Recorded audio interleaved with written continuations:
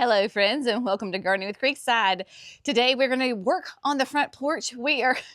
I know that it is now officially March, and we're finally going to say goodbye to the Christmas / Valentine's Day arrangements here on the front porch. So we're going to put in a beautiful arrangement of some perennials that will last me all the way through until I'm ready to plant my summer annuals. Then, speaking of summer annuals, we're going to head on up to production because yesterday we had yet another delivery from our friends from Spring Meadow Nursery of gorgeous Proven Winter Annuals. And on this order was all of the annuals that we are going to use in our gardens, both here at the house and at the nursery. So I thought maybe you would like to see what annuals I will be planting this year in our gardens. But first things first, I have got to finally say goodbye to these fantastic urns that have been here since after Thanksgiving, I think. It is an absolutely gorgeous, beautiful day here in North Carolina. It very much feels like spring. It is going to be 75 degrees today. It is glorious. We were out here on the porch yesterday.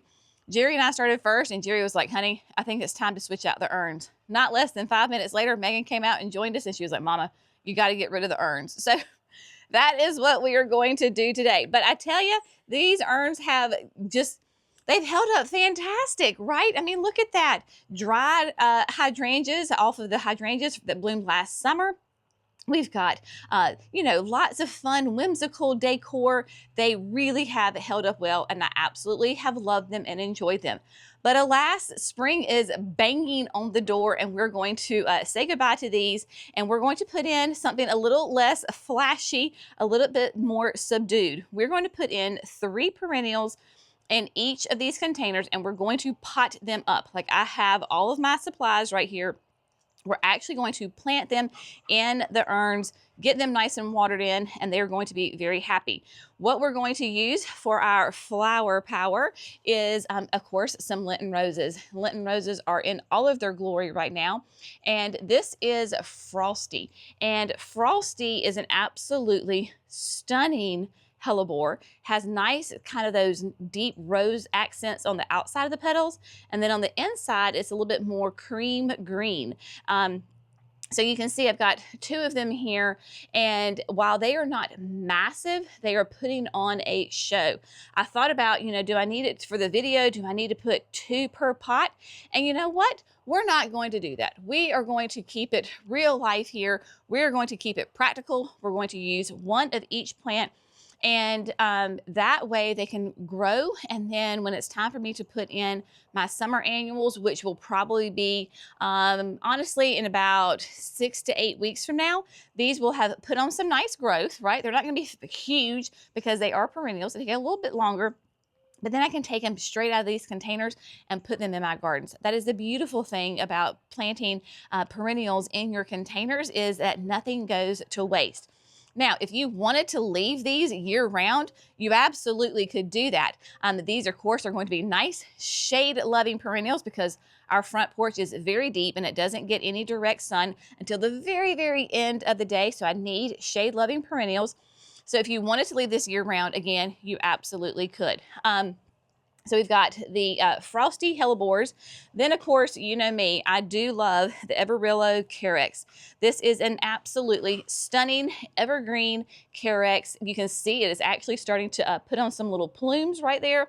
That's going to be a nice, fun contrast next to the Frosty hellebore. And then for a little pop of color, a little contrast, and it is little, this is the ever beautiful Berry Smoothie Euchra. A shade-loving Euchra. I just thought the color combo between the Carex and then it brings out that kind of that pinky rose from the Frosty hellebore will be stunning. So that is the game plan. We're going to keep it simple, sweetie, with these 3 evergreen perennials that will go into these unique stone urns. So let's talk about how we're going to do it. Now, there is a soil that is in these containers, and I always preach to you, take out the soil, start fresh. Because these are only going to stay in for 6 to 8 weeks, and I'm being on the slightly lazy side today, I'm just going to take out probably like the top section of the soil and then replace it. So I have got my Proven Winners potting soil. This is the only soil that I use because it has that beautiful combination of it holds moisture, which we need, but it also does not stay really soggy. It drains well. I know that sounds like, you know, a little bit of a contradiction, but it's not. It does really well for me, and so I love this. This is the only thing I use in my containers. Of course, we're going to toss in some land and sea, some great natural organic material that'll be a great food for those plants. Always sprinkle in a little biotone, even if they're going to be in there just for a little bit. We want nice, strong, healthy roots. And then last but not least, we have the Daddy Pete soil enhancer, because I'm going to use this as my top dressing around the plants once we're all said and done, to give it a nice little top dress and help hold that moisture in. So what I'm going to do is pull everything out. I will save my ribbon, and I will save my flashy decorations, and then I have a grapevine that I use, grapevine wreath that I use for a little accent. Of course, I'll save that. The hydrangeas have given me gorgeous color, gorgeous interest. They are done, so they are going to get tossed. And then we're just going to kind of work from there, get this done real quick. And then, like I said, we're going to head up to production and start dreaming about hotter, longer days and gorgeous color in the garden. Oh, days like this just give me spring fever so bad. It is fantastic. So let's get our hands dirty, friends.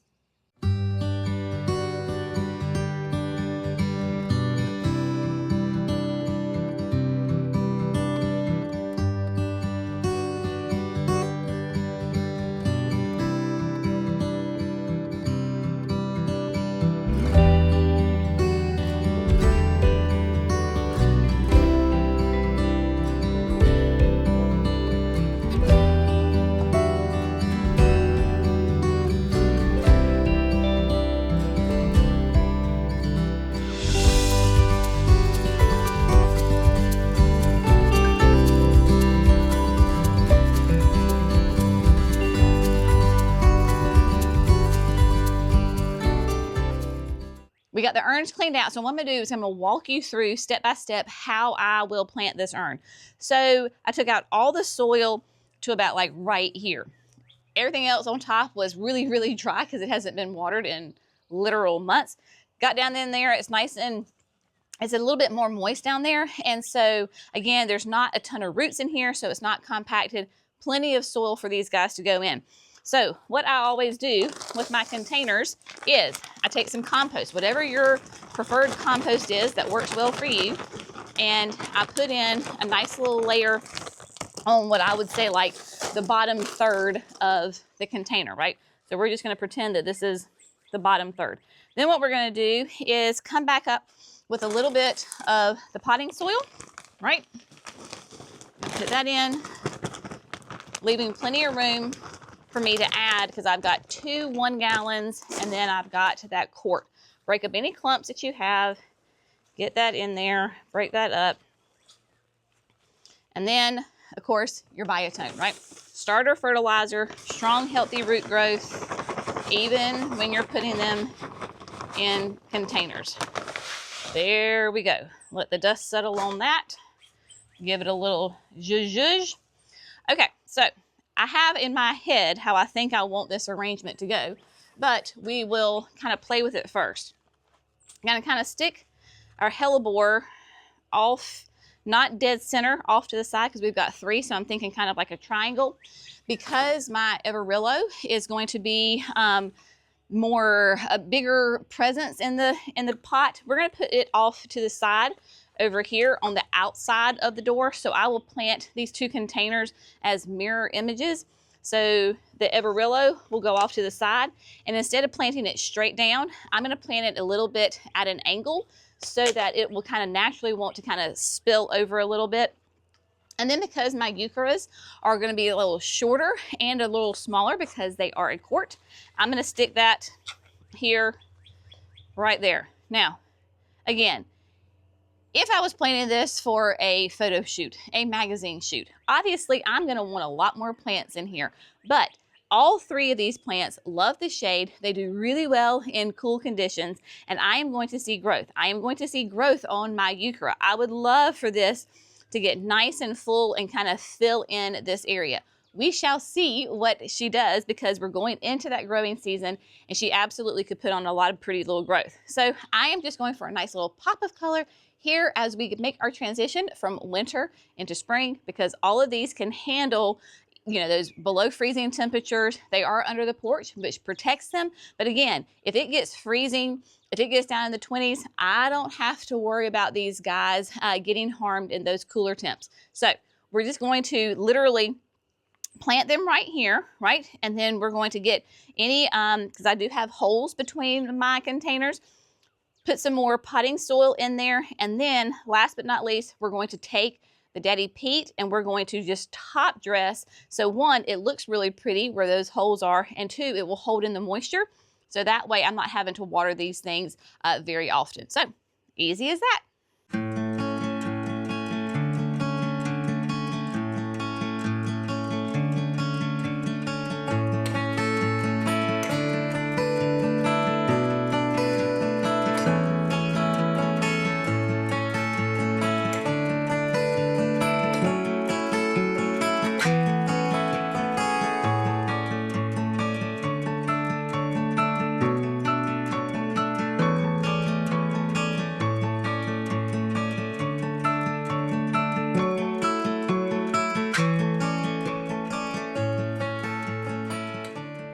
Okay, my friends, so both urns have been planted.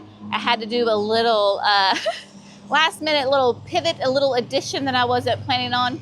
Let's talk about these planters. So both of these sweet things are planted.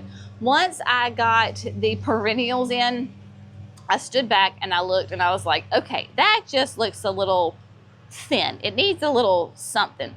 So I went to the woods, and we have a volunteer magnolia tree growing in the woods. So I clipped off some and just to kind of fill in behind it. Is it perfect? No. Is it still cheery and springy and happy? Absolutely it is. So the Everillo, just gorgeous chartreuse color, really fun texture with those little plumes beginning to form in there. And then of course the hellebore. You just cannot beat hellebores this time of year, in my opinion. They are such amazing perennials that are just so low maintenance, but just gorgeous. I mean, look at this little bud that is forming. Love it. Not even opened up yet. We've got some more back down in there. Everybody got nice and watered in. And then of course the euchre.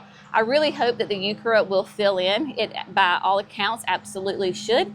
And just be a very sweet little addition. Nice color. We definitely have color and texture going on there. And then of course we have the companion next door who has been planted kind of like in that mirror image. So with the Everillos on the outside and then the euchres on the inside. And you can see how the hellebores, as they age, they get darker, right? So you get all this kind of variation with that new sweet bloom right here. Then you kind of have a mid, and then you have one that is older. So lots of cool colors and textures in there. So there you go. Got everything all cleaned up on the porch. Had my blower, got it all watered in. So everybody's been watered in. Took off the Christmas wreath off the front door, and one of you sweet people noticed that when I planted these urns for Christmas, you noticed that my mat has a very faint outline of a pumpkin. Yes, that was left over from the fall. So clearly I need to get a new mat, which, you know, in the grand scheme of things, it's not on the top of my list, but I will get one. I promise I will get a new one. But for now, I need something to wipe our dirty feet when we come in and out of the door. So this is complete. It's watered in. All I have to do right now until I get ready to put in the summer annuals, of course, is just keep it watered, right? This is completely underneath the porch, so there is no way that rain is going to hit this. We don't have drip irrigation on this part for those urns on the porch. So I will need to water them. That potting soil was a little bit on the dry side. So I will probably come back here in the next, I don't know, 2 days or something and give them another good drink of water, because we are up in temperatures, right? So it's gonna be like 75 today, and then like it's gonna be in the 70s for the next foreseeable future. which for the beginning of March is warm temperatures. So I'll just keep it watered and then just let them go. They have the biotone, they've got that land to sea. They are great. We're gonna head up to production. Let's talk about those summer annuals, and I will give you a sneak peek on the plants that we are gonna be adding to our garden this spring. All right, my friends, so we are up at production in the big house, as we call it. Our folks are getting ready to start planting after lunch. So before they start planting, let's talk about some of the beautiful annuals that I'm going to be using both at the house and at the signature garden, all basically on the property here at Creekside. Our sweet friends at Proven Winners and Pleasant View Gardens in Loudon, New Hampshire delivered these beauties yesterday. So as fast as they come in, we try to get them potted up so they can start growing and are very happy little plants. So we got quite a large delivery. You can kind of see all of them out here that arrived on that order. So basically the plants for us for the Creekside is from this little indentation all the way over. So when we get our plants, we get them as those liners, right? So they're little baby little plants, and then we pot them up into the grande size containers. If you missed that video on how we do that, I will link it so you can watch that. But yeah, so we have about, it's a little bit less than 60 trays of annuals that we're going to be using in the gardens. As we go through them, you will see that there are some varieties that we have a bunch of, because that means we're going to be planting them in mass, primarily over at the nursery. And then there are some trays where we just have one of something, and then that means that we're going to take that and divide it out and use it in multiple places. So let's just get right on in and get going. I do love, if you're familiar with my gardening, the Double Delight series of begonias. So here we have, this is the Double Delight Blush Rose, which is a great shade annual. It has that kind of that double bloom to it, and it has a kind of weeping habit. So we've got this will go for shade. Then the Selenia Apricot Begonia. Oh my gosh, y'all. And look, there was one, sorry, the sun and the camera, I tell you, people.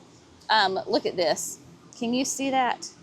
I see the shadow, but oh well. Is that not an absolute stunner? For me, I have found that the Selenias do best in what we consider full sun, so at least 6 hours, but they need a break in the hot afternoon if you can give them. Otherwise, you can make sure they're on irrigation, give them a ton of water, and they'll be okay.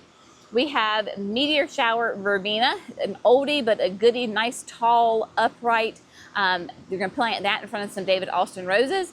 Then I have one tray back there of the Superbena Pink Cashmere. And yes, I only have one tray of pink cashmere because that plant is so vigorous. It is a beautiful plant. Just as an FYI, kind of keeping in mind, the vast majority of these trays have about 82 plants in them. So 82 plants per tray. The grasses are a tray of 50, but pretty much everything else is going to be like an 82 size. So when I say I only have one tray of pink cashmere, I still have 82 plants. So I think I'll be okay on that. But speaking of grasses, I did 2 this year. We have first the Purple Fountain, and then we have Skyrocket.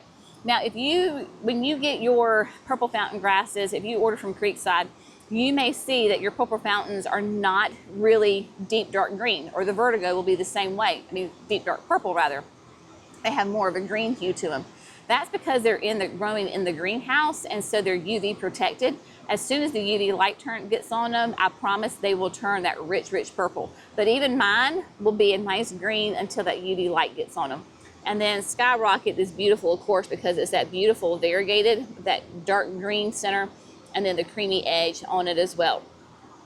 I've got multiple trays of double up pink begonia. We're going to use that in mass along the driveway. So we have got that. I also have 2 trays of pentas. Pentas are amazing. This is the Sunstar Rose, which is going to be a beautiful pink. You can see we already have some buds on these guys. If you're dealing with heat and you want flowers to attract your pollinators, pentas are the way to go. Japanese beetles also do not like this plant, so that is really good information. So pentas, grab them. Of course, I gotta have cleome, so we have got the Senorita Blanca right here, so a beautiful white, and then right back here we have Senorita Rosalita. You know I've got to have my cleomes. For my shade, I always, without a doubt, will forever have Endless Illumination Broalia. It is an absolutely beautiful star-shaped, deep dark purple, mounded habit to it, does great in the landscape. Love Endless Illumination Broalia. Like I said, we'll always have that. And then the next tray over, you will see that is the brand new, that is the Wedgwood Pink Angelonia. Oh my gosh, y'all. So it's one of the new introductions for this year. I grew it last year because Proven Winners lets us try the new plants a year ahead. Beautiful, nice upright habit on it, pink and white bicolor flower. Oh, does great in the landscape and in containers. Another new introduction that we're going to be using a good bit of is the Mini Me Chartreuse.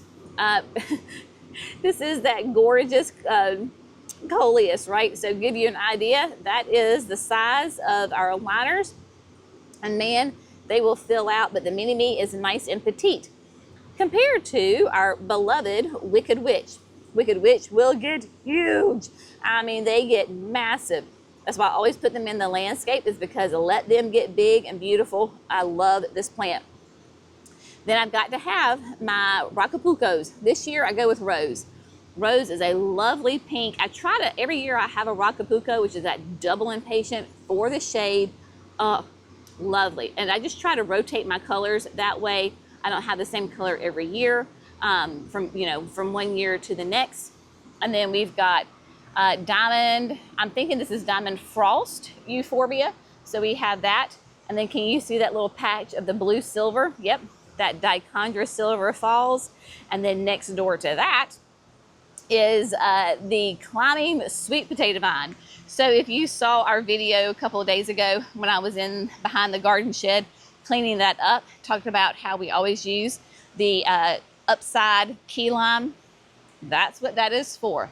That's right, my friends. We're going to use that to go ahead and get gorgeous color on that chicken wire at the garden shed. Lots of salvia. We have the Rockin' Play in the Blues.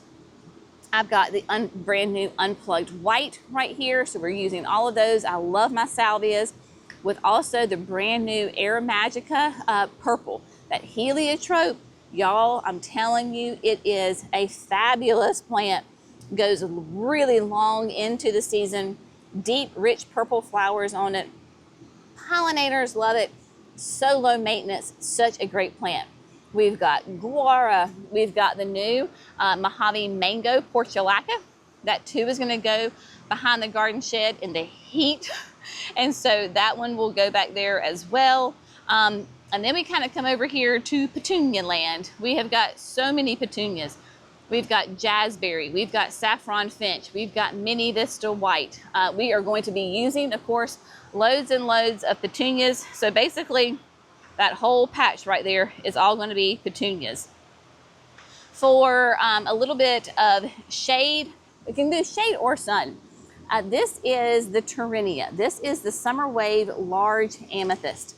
And y'all, if you're looking for a nice trailer to go either in a container or the ground, a hanging basket, you need Tyrinia. This is a great, beautiful, you can see such a well-branched plant. Has some buds on it already. I'm going to use this up on Hydrangea Hill in the various areas. Love this gorgeous, again, low maintenance plant. Makes a huge statement. And then of course I have to have the Virtuoso Pinkerific. So the brand new Dahlia from Proven Winners. We've got a couple of trays of that. We'll be using those in mass plantings over there at the Signature Garden. I mean, oh my gosh, this is such an amazing plant. Cannot wait to add that to the garden. All right, I had to flip around on the other side of the greenhouse so I could see these little sweet things in the back. So a couple more that we're going to be using. And some of these are going to be, like I said, brand new introductions. Tried them last year, loved them. Let's put them out in the gardens. Let's let the people see them en masse. So much fun. So scaevolas, right? Scaevolas are great. Love the heat, love the humidity, low maintenance, love that. So we've got the new, this is the Stardiva Blue. And so we've got that great, beautiful plant, nice and low when you put it in the landscape. So we've got that. Then we have got over here the new unplugged red salvia. So you know I'm a huge fan of salvias. So we've got those. Oh, I forgot my campfire marshmallow. So campfire marshmallow right here, that's gonna go in the signature garden between the viburnums in the back, all that glitters and glows. So nice, really pretty, like a daisy-like flower on it. Sweet little petite thing. Again, low maintenance. You're gonna hear it over and over and over again. We love low maintenance. And then the last, we have the another begonia there on the corner. You can see that there's a difference as far as the leaf structure.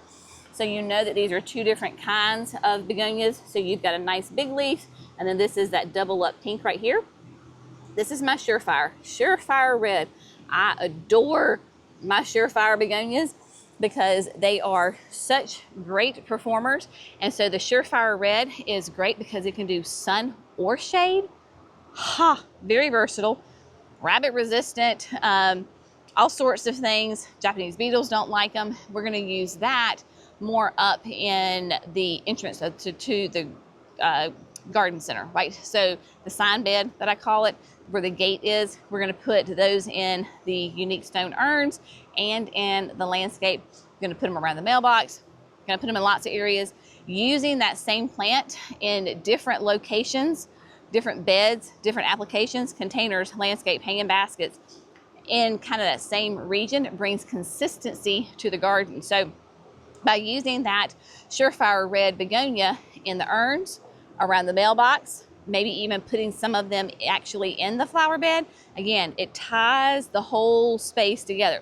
So that's just something to think about when you're planning your gardens or you're making your order, is how can you bring some consistency to that space?